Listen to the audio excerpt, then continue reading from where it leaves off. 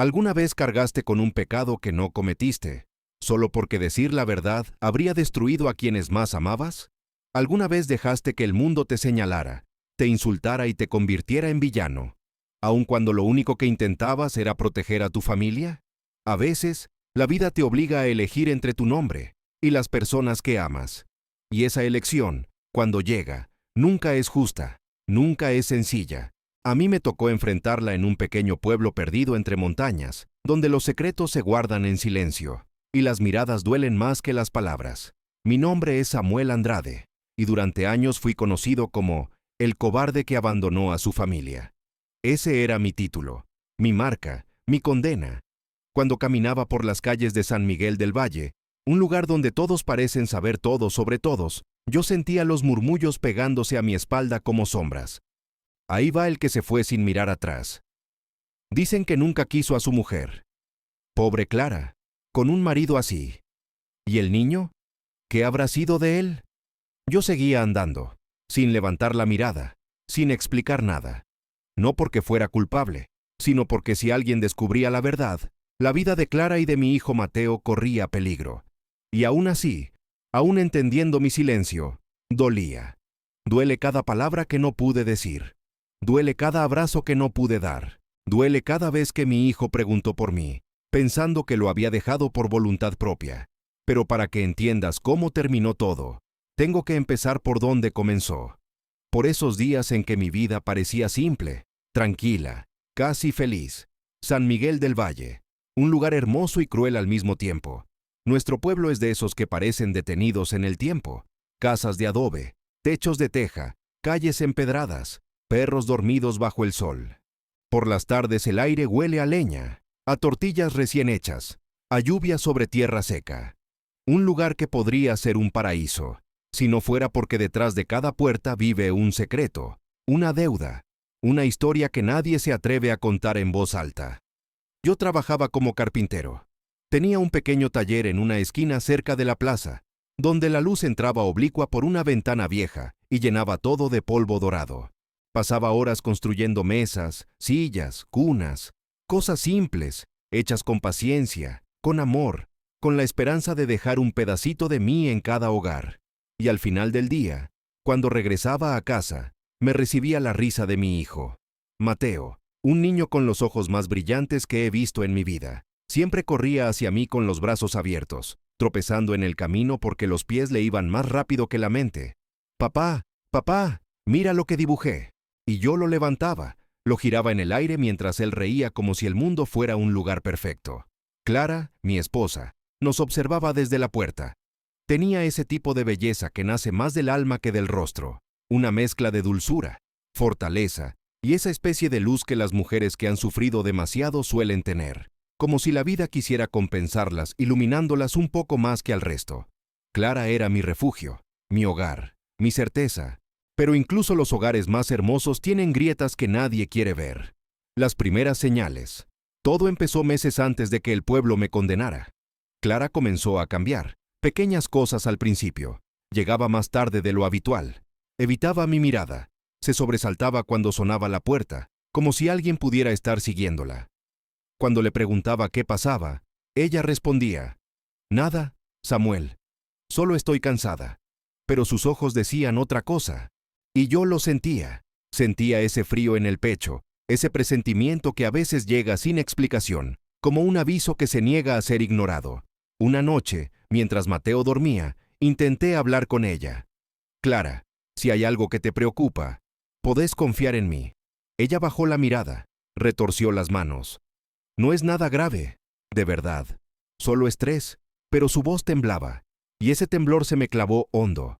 Días después, la situación empeoró. Caminábamos por el mercado del pueblo cuando, de repente, Clara vio a alguien entre la multitud y se quedó helada, tan blanca como una hoja de papel. Tomó a Mateo por el brazo y me dijo: «Vámonos ya». No quiso decirme quién era. No quiso explicarme por qué temblaba. Y yo, por primera vez, sentí miedo. No por mí, sino por ellos. El error que cambió todo. Todo estalló un viernes por la tarde. Había ido a entregar una mesa hecha por encargo. Tenía que atravesar un camino de tierra que pasaba cerca de la hacienda de don Ramiro, el hombre más poderoso de la región, un hombre temido, respetado y odiado en silencio. Había rumores de él desde hacía años, abusos, amenazas, desapariciones. Nadie decía nada, porque nadie se atrevía. Yo no quería acercarme demasiado, pero el encargo me obligaba a pasar por allí. Y fue ahí, justo frente al galpón, donde escuché los gritos. Primero pensé que era una discusión cualquiera, pero luego escuché el sonido de un golpe seco, y otro, y otro. Me acerqué a la ventana, apenas lo suficiente para mirar sin ser visto. Y lo que vi, Dios mío, ojalá no lo hubiera visto jamás. Don Ramiro y su hijo mayor estaban golpeando brutalmente a un peón joven, un muchacho nuevo que había llegado hacía pocas semanas.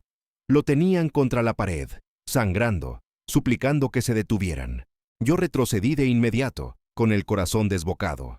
Sabía que si ellos me descubrían allí, ese instante, solo unos segundos, fue el principio de todo. Porque al día siguiente, ellos ya sabían que yo había visto. Esa noche, cuando volví a casa, Clara me estaba esperando en silencio. Yo no sabía que para ella también era el comienzo del fin. No sabía que aquellos hombres tenían poder sobre su vida, sobre la vida de Mateo. No sabía que el miedo que ella venía cargando desde hacía meses estaba a punto de tragarnos a los tres. Y tampoco sabía que muy pronto el mundo entero pensaría que yo los había abandonado. Antes de continuar, cuéntame en los comentarios desde qué país estás escuchando esta historia. Me encanta saber hasta dónde llegan estas voces que contamos aquí. Cuando recuerdo aquella noche, todavía siento el mismo frío atravesándome la espalda. Fue el día en que entendí que no tenía control sobre nada, ni siquiera sobre mi propio destino. Yo apenas había terminado de cerrar el taller, apagando la última lámpara y asegurando la puerta, cuando una camioneta negra, la misma que todos en el pueblo reconocían, se detuvo frente a mí sin emitir un solo sonido más que el del motor lento, profundo, casi amenazante. La puerta trasera se abrió, y don Ramiro bajó primero. Su figura imponía, no por su tamaño, sino por el aura que lo envolvía. Ese aire de hombre que decidió hace mucho que la vida y las personas son cosas que pueden romperse y doblarse a gusto. Llevaba su sombrero de ala ancha, su chaqueta de cuero oscuro, botas impecables. Movía la mandíbula con calma, como si masticara cada segundo para asegurarse de que todo pasara exactamente como él quería. Detrás de él bajaron dos hombres más. Reconocí a uno, Germán, su capataz, un tipo de mirada vacía y brazos gruesos, acostumbrado a obedecer sin preguntar. El otro no sabía quién era, pero no necesitaba conocerlo.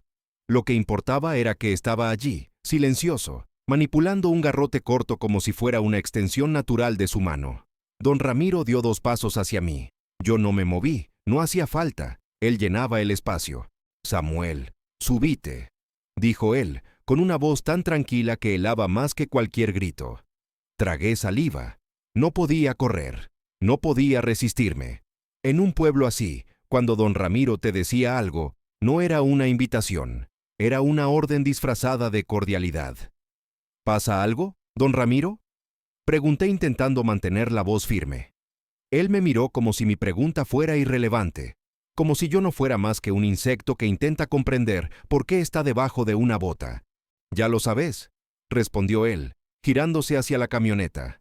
Germán me tomó del brazo, no con violencia, pero sí con una fuerza que dejaba claro que no tenía opción. Subí. La camioneta arrancó en silencio. No dijeron ni una palabra durante el trayecto.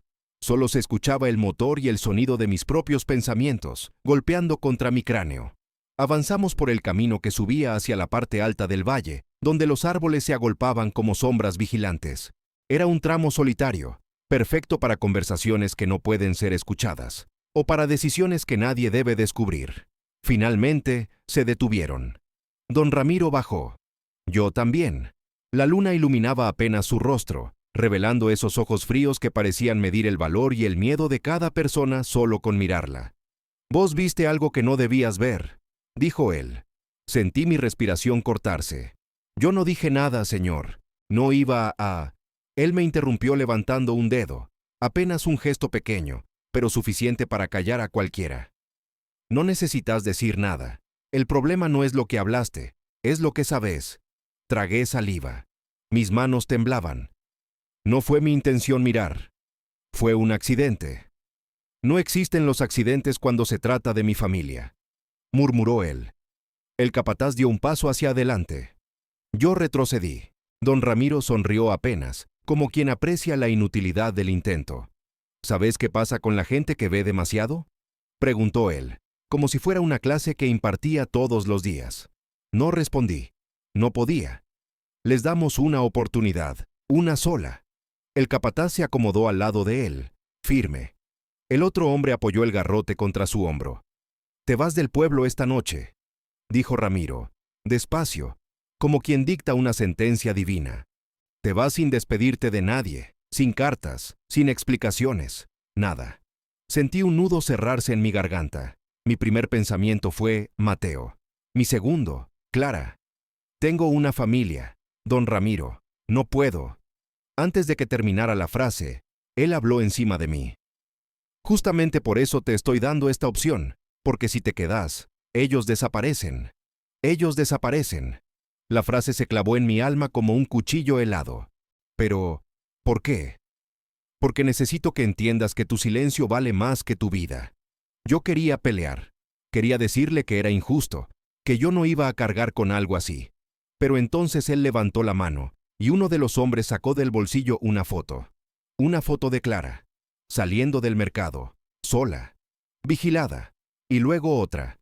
Mateo jugando en la puerta de la casa. Mis rodillas casi cedieron. «No te estoy amenazando, Samuel», dijo él en voz baja. «Te estoy explicando cómo funciona el mundo». El capataz añadió: «Si te vas ahora, tus problemas terminan. Si no». No terminó la frase. No hacía falta. Yo cerré los ojos un segundo.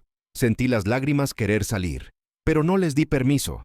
No delante de ellos. Respiré hondo, hundido, destruido. «Está bien», susurré, derrotado. «Me voy». Don Ramiro sonrió satisfecho. «Así da gusto, Samuel». Siempre supe que eras un hombre sensato. Pero luego, su sonrisa se torció en algo más oscuro. «Ah, y una cosa más». Lo miré sin entender. «Si intentas volver, aunque sea un año después, 5, 10, se acercó tanto que pude sentir el olor de su perfume caro. Tu familia pagará el precio. Vos decidís si te convertís en su verdugo». Me quedé en silencio, sin aire, sin alma. «Germán, llévenlo hasta la salida del valle», ordenó Ramiro. El capataz me tomó del brazo. Subí de nuevo a la camioneta. Nadie habló en todo el camino. Cuando me dejaron a kilómetros de distancia, sin dinero, sin nada, Germán solo dijo: «No vuelvas». La camioneta desapareció levantando polvo. Y yo, solo en medio del camino, entendí que había perdido todo sin haber hecho nada. Esa misma noche crucé la frontera.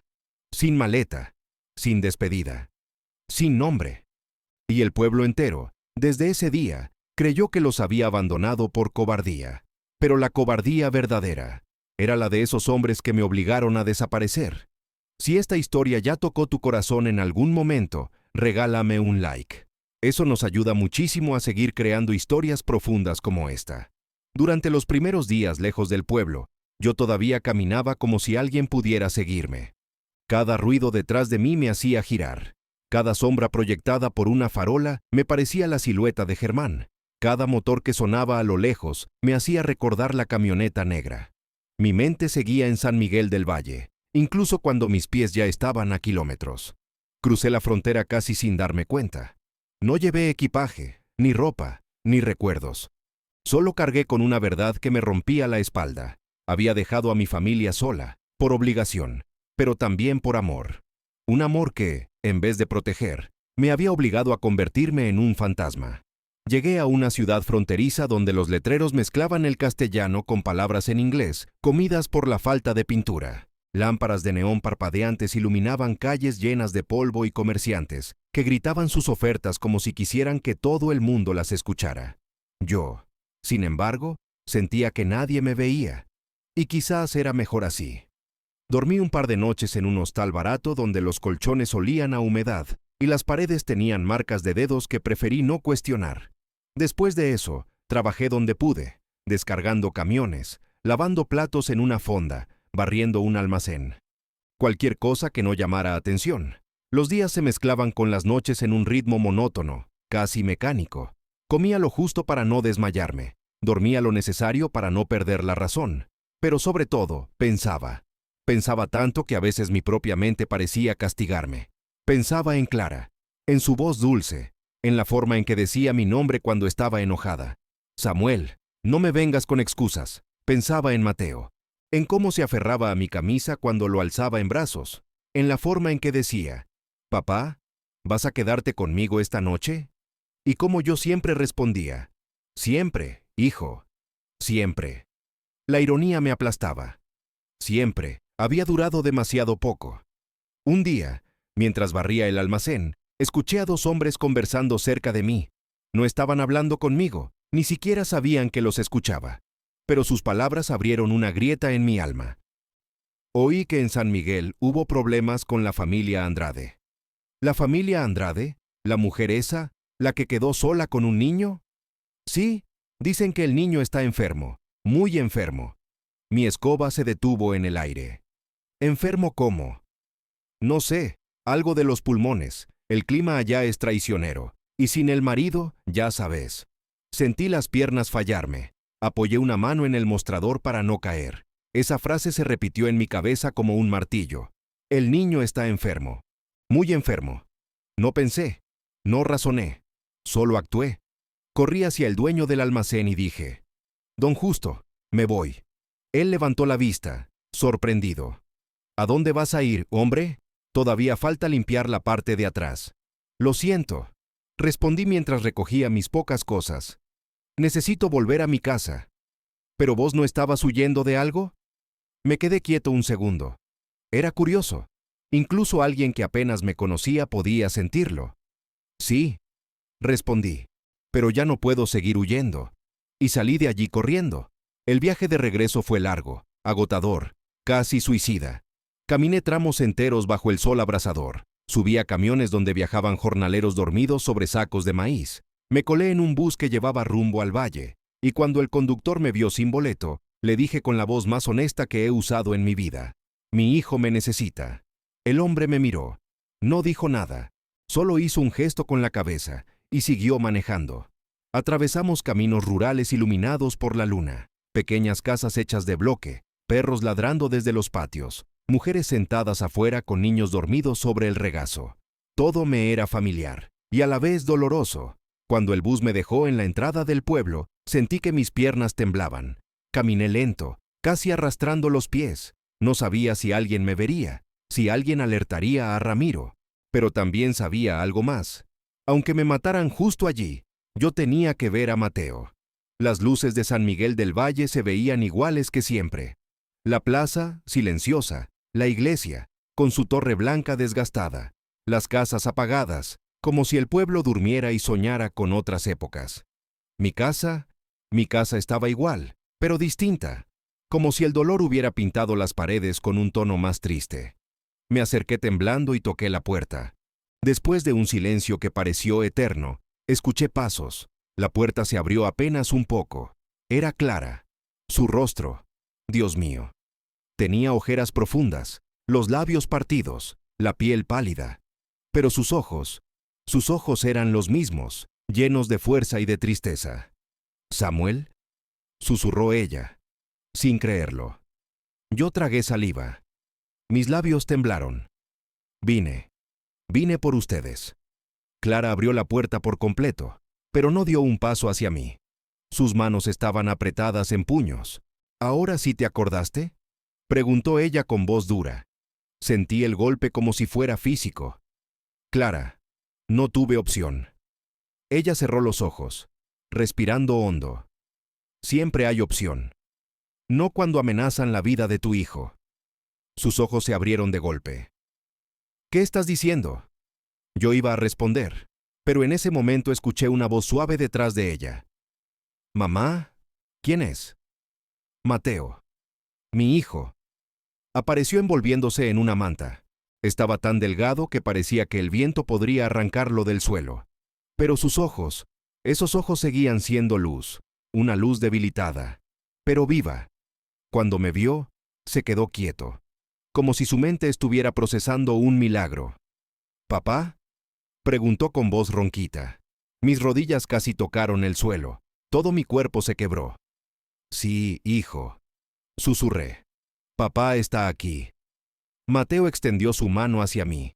Yo la tomé. La apreté con tanta fuerza que parecía querer unir nuestros años perdidos en ese único gesto. Clara nos miraba. Tenía lágrimas, pero no cayó ni una. Era fuerte, más fuerte que cualquiera de nosotros. Entra, dijo finalmente. Y cuando crucé la puerta, cuando sentí el calor de mi hogar otra vez, fue entonces que escuchamos un ruido afuera. Un motor. Un motor que yo conocía demasiado bien. Clara giró hacia la ventana. «Samuel, ¿qué hiciste?» «Lo que tenía que hacer», respondí. Y en ese instante, la camioneta negra se detuvo frente a la casa. Ellos también habían vuelto. Si esta historia te conmovió en algún momento, deja un corazón en los comentarios.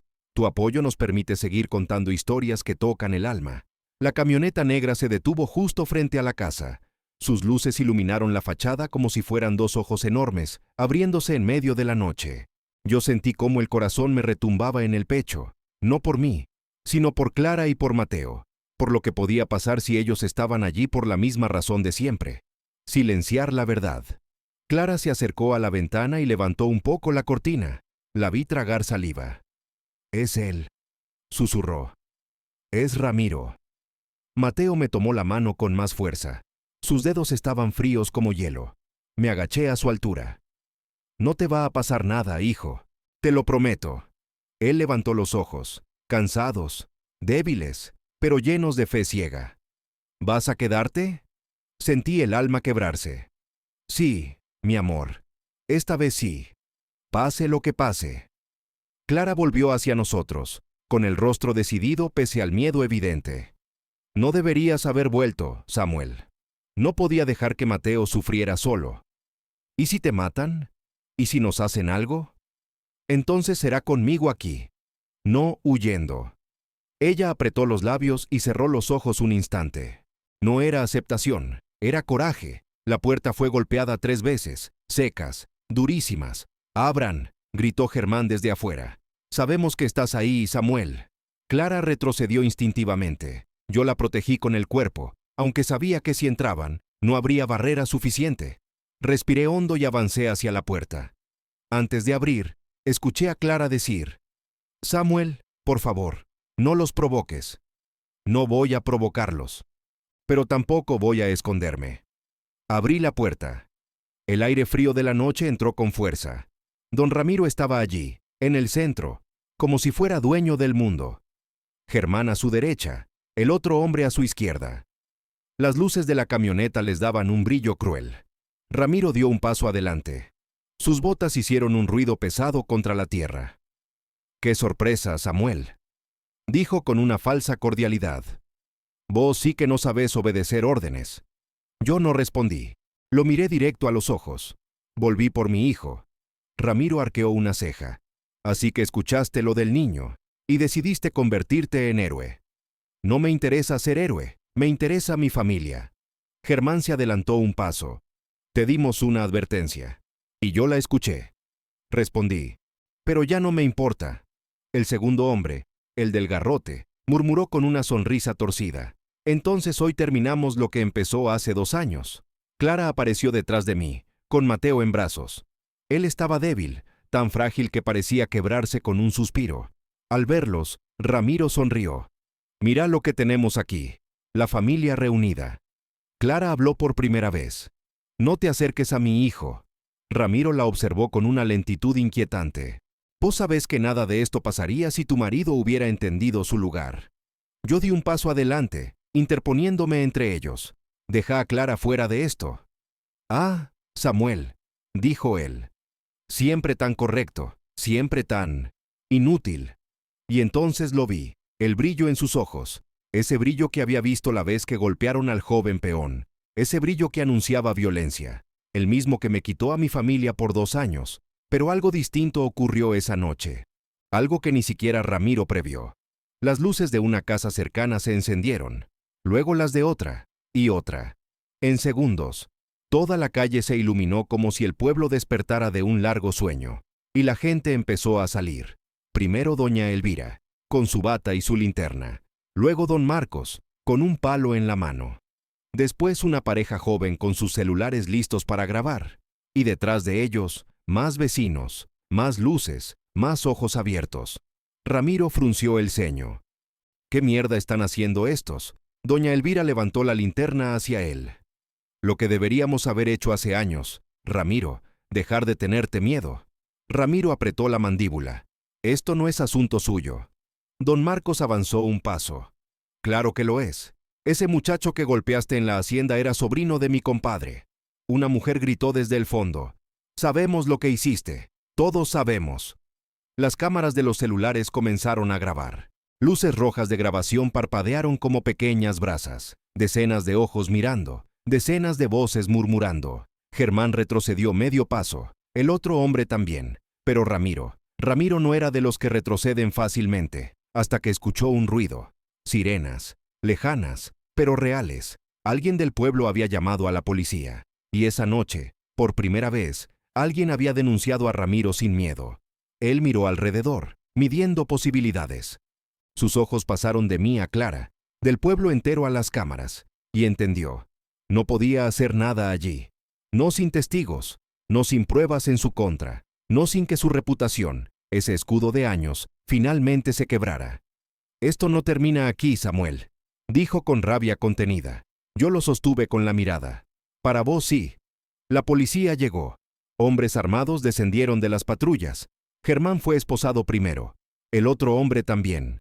Ramiro discutió, gritó, amenazó, invocó su apellido, su dinero, sus tierras, pero nada lo salvó. Esa noche, por primera vez en décadas, el hombre más temido del valle fue subido a una patrulla como un criminal cualquiera. Cuando el ruido se apagó y la multitud empezó a retirarse, Clara se acercó a mí. Tenía lágrimas contenidas, pero no de miedo, de alivio, de incredulidad. ¿Por qué no me contaste?, preguntó ella. Porque te amo, respondí, y porque no hubiera soportado que les pasara algo por mi culpa. Clara apoyó la frente en mi hombro. Su voz se quebró. No te quiero lejos nunca más.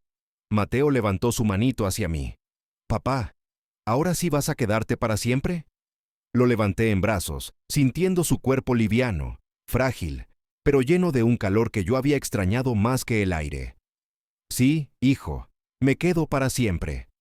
El pueblo, silencioso ahora, parecía distinto, más vivo, más justo, más nuestro, y después de tantos años de huir, después de cargar con una culpa que no era mía, después de desaparecer para protegerlos, esa noche, finalmente, dejé de ser un fantasma y recuperé mi vida, mi nombre, mi familia,